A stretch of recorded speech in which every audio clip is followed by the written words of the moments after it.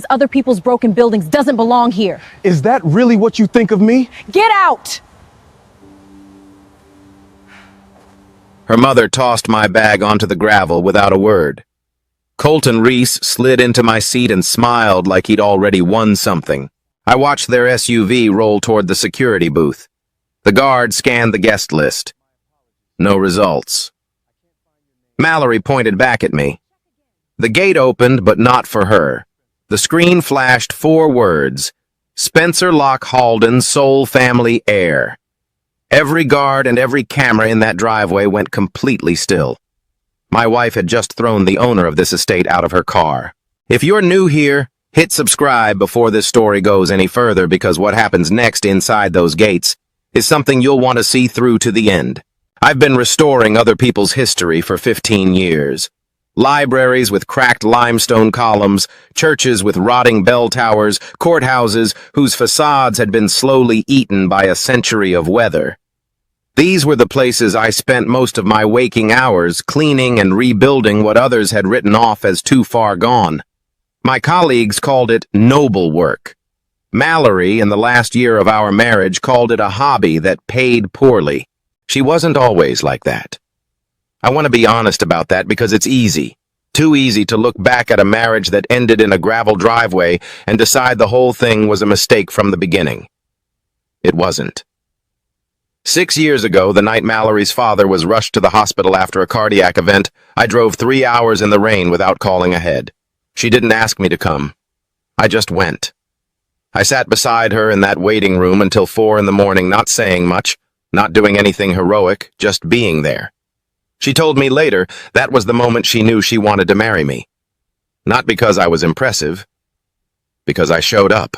The man she married lived in a rented house in the Richmond suburbs, drove a 12-year-old pickup truck, and thought a good Saturday meant spending the afternoon rewiring lath and plaster in a building most people had already forgotten existed.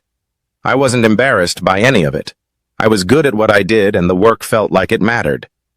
But somewhere between our 2nd and 3rd anniversary, I noticed Mallory had started answering the question, "What does your husband do?" with a tight smile and a subject change. She wasn't lying. She just stopped volunteering the truth. The change in her didn't happen overnight.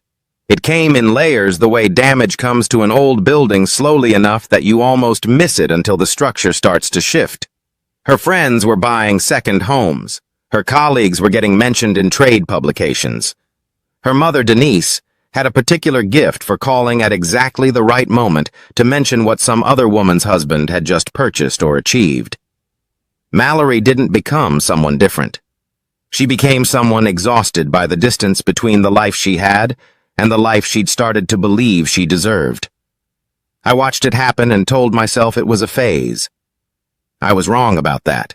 What Mallory never knew, what almost no one knew, was that my last name wasn't the whole truth of who I was. I was born Spencer Halden. When I was 8 years old, 2 men tried to take me from my school parking lot. They were caught before they got far, but my father never forgot it. That same week, he made a decision I would carry my mother's surname Locke from that point forward. I would not appear in any public records connected to the Halden family, and I would be raised to understand the value of a life built by your own hands rather than inherited by accident of birth. My mother passed when I was 11, and the name she had given me became the only thing of hers I carried into adulthood. Theodore Halden was not a man who appeared on magazine covers or gave interviews to financial journalists. He built Halden Dominion Consortium from a small rail freight operation into a privately held conglomerate spanning clean energy, maritime shipping, satellite infrastructure, data systems, and water technology almost entirely out of the public eye. The company's true asset value had never been formally published. Most people in the financial world knew the name, but not the number. The number was over $1.1 trillion. He told me more than once, sitting in the study at Alderwick House, that the only people worth trusting were the ones who showed up before they knew what you were worth. I visited in secret a few times a year. My father and I would walk the trails through the property's backwoods, or sit arguing about the ethics of large-scale development, or the right way to structure a charitable endowment. I never brought Mallory. Not because I didn't want her to know the truth I'd thought about telling her dozens of times, but because every time I came close to the conversation, something would happen that made me pull back. A dinner party where she laughed too loudly at a joke made at the expense of someone who couldn't afford to be in the room. A comment about a colleague's husband who'd apparently wasted his potential going into public school teaching. Small things, individually forgivable. Together they formed a pattern I didn't know how to trust. I kept waiting for the version of Mallory who'd sat with me in that hospital waiting room to come back. I think I was still waiting when she met Colton Reese. She told me it started at a networking event. A new professional contact who ran a mid-sized investment fund and was charming in the way that men who've spent years cultivating charm tend to be. Colton began taking her to dinners at restaurants where the menu had no prices. He sent gifts, not flashy ones, but well-chosen ones, the kind that signal someone has been paying very close attention to you. He told her she was operating below her level. He made her feel in a very short period of time like the central problem in her life had a name, and that name was Spencer. What Mallory didn't know, what I wouldn't find out until much later, was that Colton had identified her before they ever met. His fund had been circling a clean energy subsidiary of Halden Dominion Consortium for 2 years, making quiet inquiries that were quietly deflected each time. His research team had cross-referenced every professional contact adjacent to Halden's inner network, and Mallory's communications firm had handled a minor contract for a company that shared an industry conference with one of Halden's subsidiaries. Her name appeared on the edge of a very long list. That was enough for Colton to decide she was worth pursuing, not because he knew the full extent of my connection to the family, but because any thread leading toward Alderwick was a thread worth pulling. He engineered the introduction. Everything after that was deliberate. My father found out. I didn't know this at the time, but Theodore's internal security team had flagged Colton Reese months before Mallory ever mentioned his name to me. When his analysts connected Mallory to the situation, my father didn't call me. Instead, he asked Cecilia Frost, his longtime legal director, to document everything and store it on an offline drive. He told her that if something happened to him before the situation resolved itself, she would know what to do with the material. He didn't want me reacting from anger. He wanted me to see the truth clearly with everything I needed already in hand. That was how my father operated. He didn't warn you a storm was coming. He quietly made sure you already had shelter before it arrived. I didn't know any of that when Cecilia called me on a Tuesday morning in October to say my father had suffered a stroke at Alderwick House and hadn't survived it. I sat in my truck in the parking lot of a church I was supposed to be inspecting that day, and didn't move for a long time.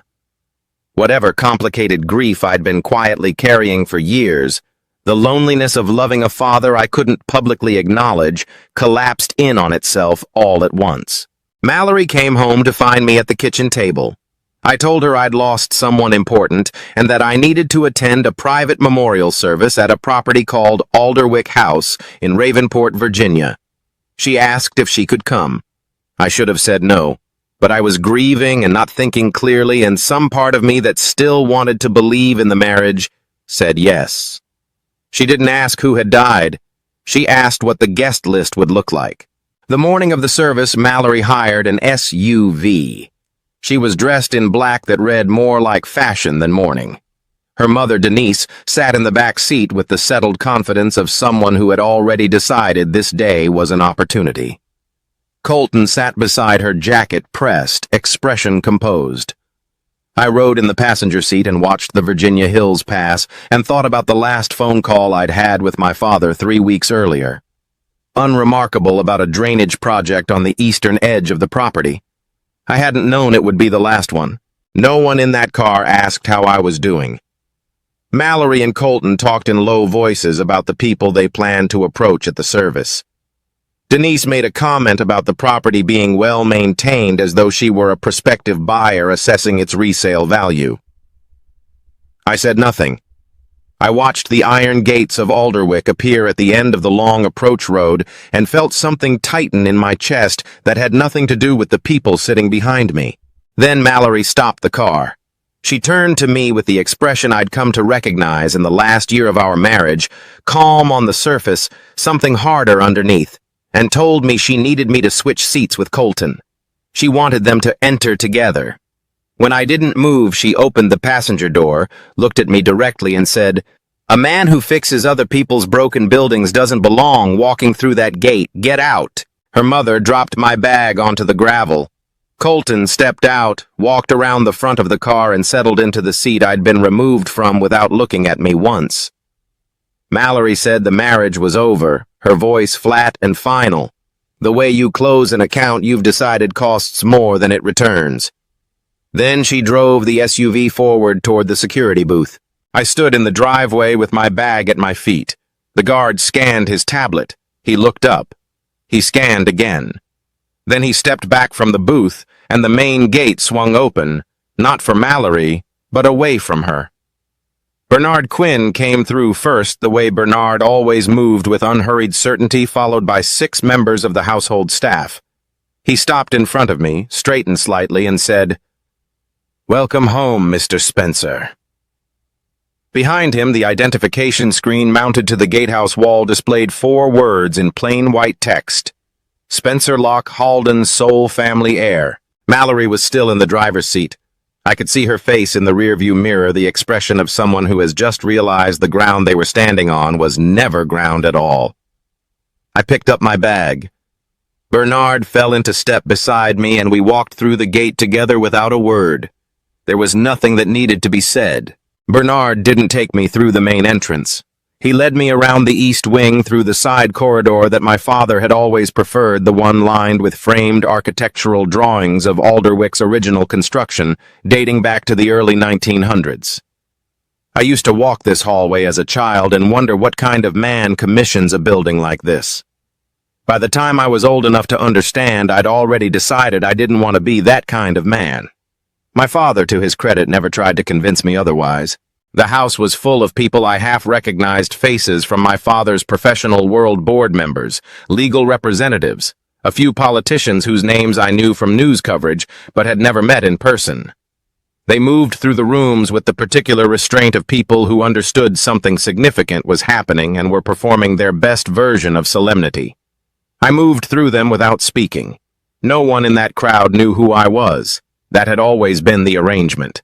Cecilia Frost met me in the hallway outside my father's private study. She was a trim woman in her late 50s with silver hair and the precise, unhurried manner of someone who had spent decades managing enormous consequences without raising her voice. She'd been with my father for over 20 years. If anyone understood what Theodore Halden had built and what it had cost him, it was Cecilia. She put her hand briefly on my arm, said she was sorry, and then said, "He left instructions. Before anything else today, you need to come inside." The study was exactly as I remembered it. The wide oak desk, the wall of books that were actually read rather than displayed, the brass clock on the mantelpiece that my father wound by hand every evening. Cecilia set a wooden box on the desk in front of me. Inside were 3 items, a handwritten letter, a small offline drive, and a playback device. She explained that my father had asked her to brief me on the practical contents of the letter before I read it in full. The key business instructions, the board contacts, the legal framework. She went through them methodically. Then she placed the box in front of me and said, "The rest is his in his own words. Take whatever time you need." I connected the drive and pressed play. My father appeared on the small screen, seated in this same chair in this same room. He looked older than I'd expected, thinner too, in a way I hadn't registered during our last phone call. He spoke without preamble, the way he always did, as though he'd already said the introductory version of this speech in his head and was moving directly to the part that mattered. He said, "I've known about Colton Reese for longer than you have. Our security team flagged him when his fund started making quiet inquiries about the clean energy division.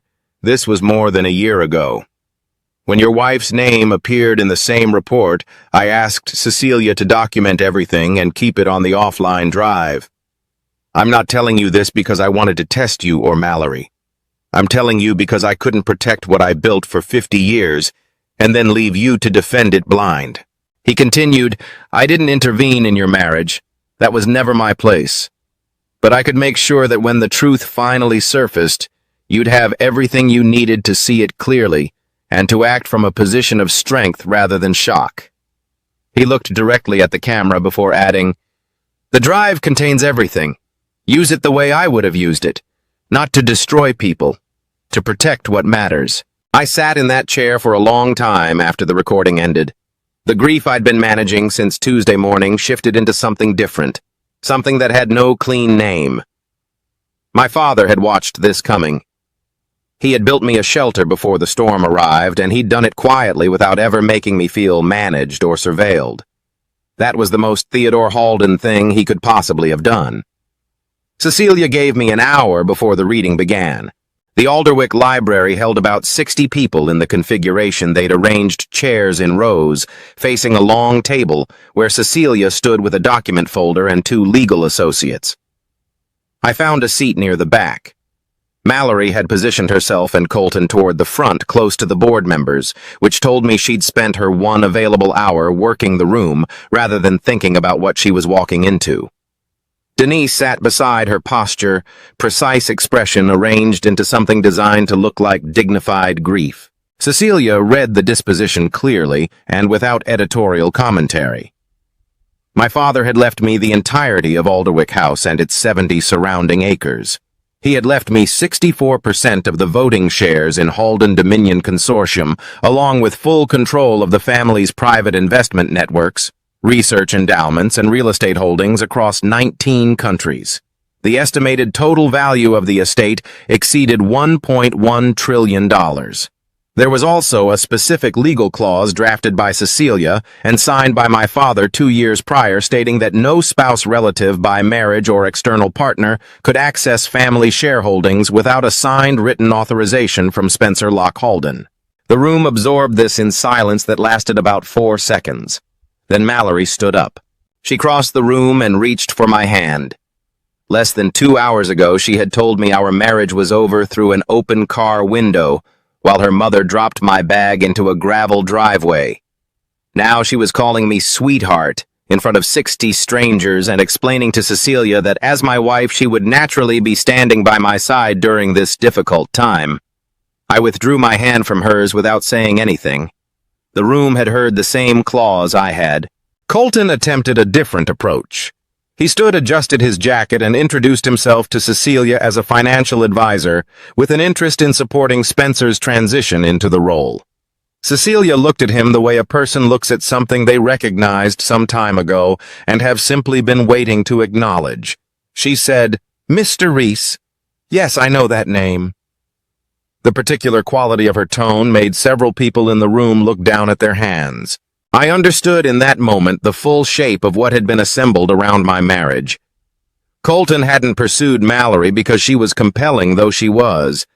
He hadn't stayed because he felt something for her, though he may have performed that convincingly enough to fool her.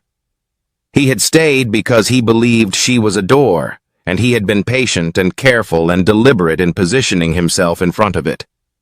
That realization didn't make what Mallory had done smaller, but it made it more complicated in a way I hadn't expected to feel standing in my father's library. The days that followed were not quiet. Mallory requested a private conversation that evening. She said Colton had meant nothing, that the dinners and the gifts had been professional relationship building, that the pressure of living below her potential had warped her judgment temporarily. When she saw that explanation wasn't landing, she changed direction entirely. She told me that I had built our marriage on a lie, that 6 years of concealing my father's identity constituted a fundamental betrayal, and that she had been a participant in a test she'd never agreed to take.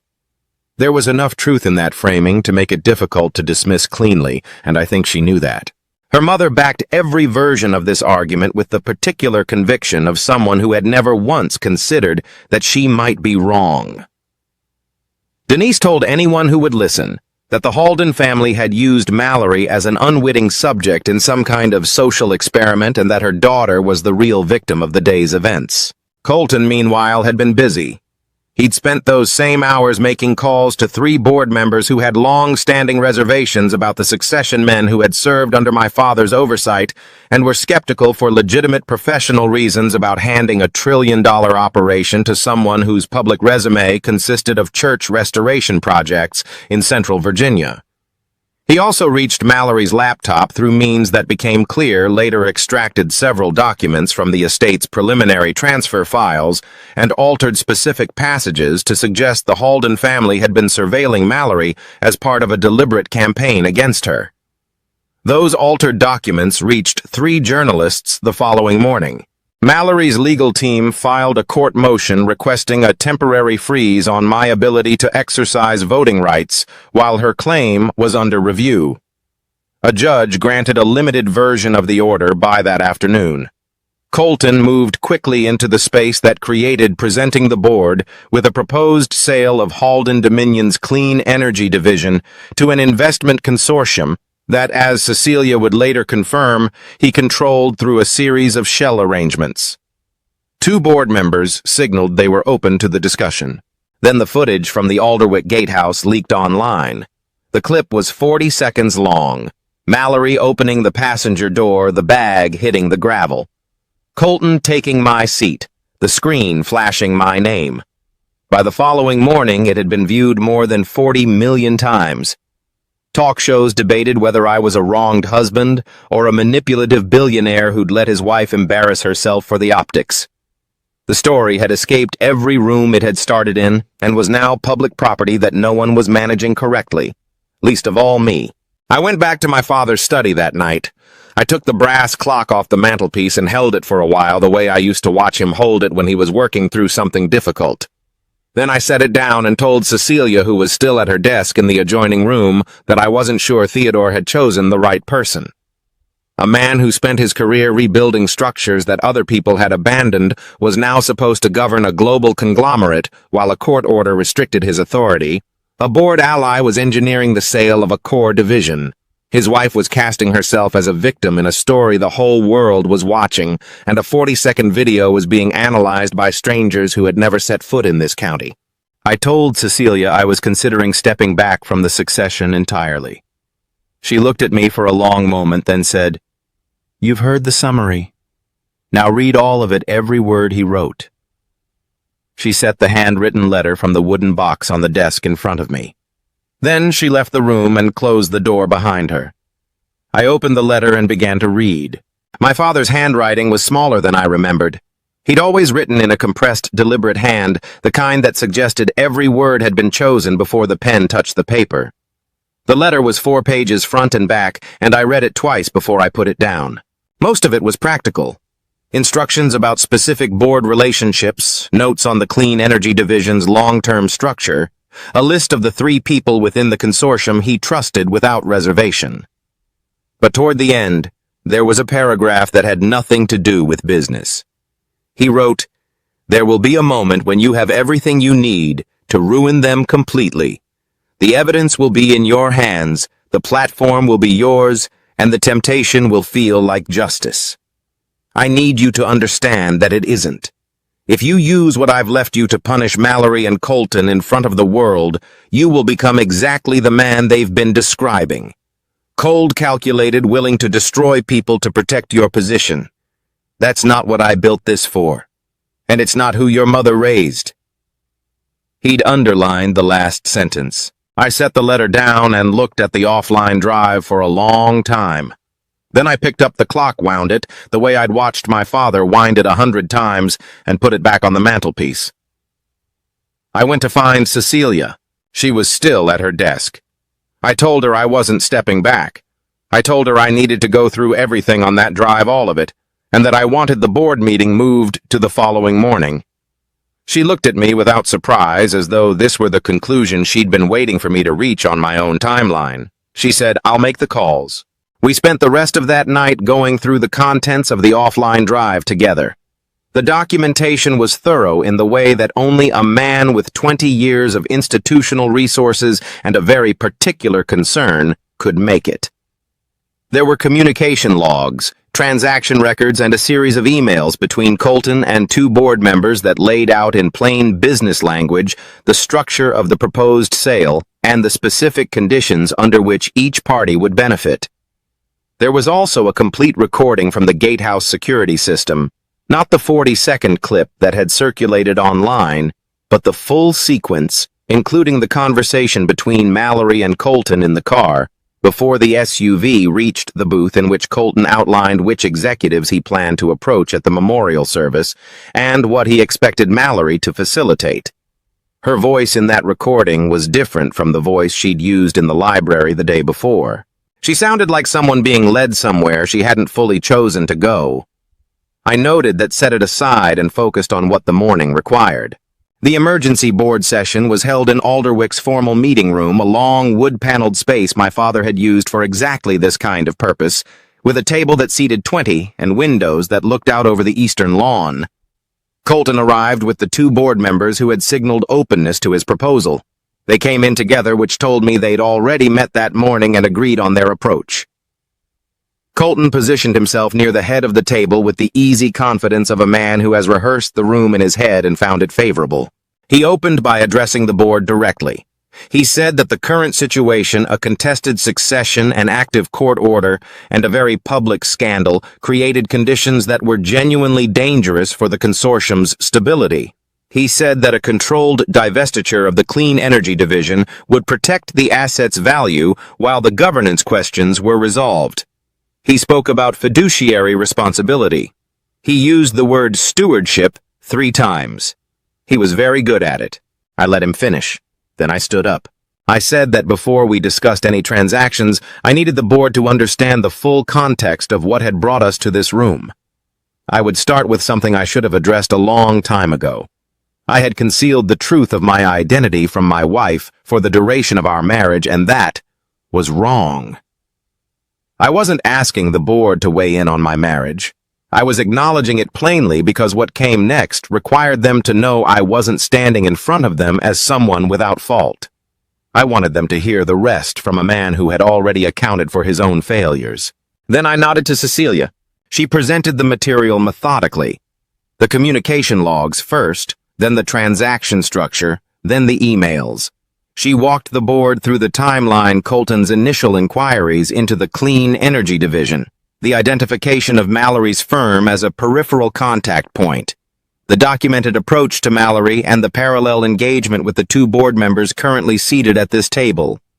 She was precise and unhurried, and the room got very quiet in the particular way rooms go quiet when the people in them realize they have been watching something from the wrong angle.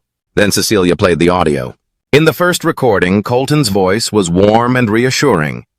He was telling Mallory that once the transition was complete, once they had what they needed from the consortium, they could move forward together.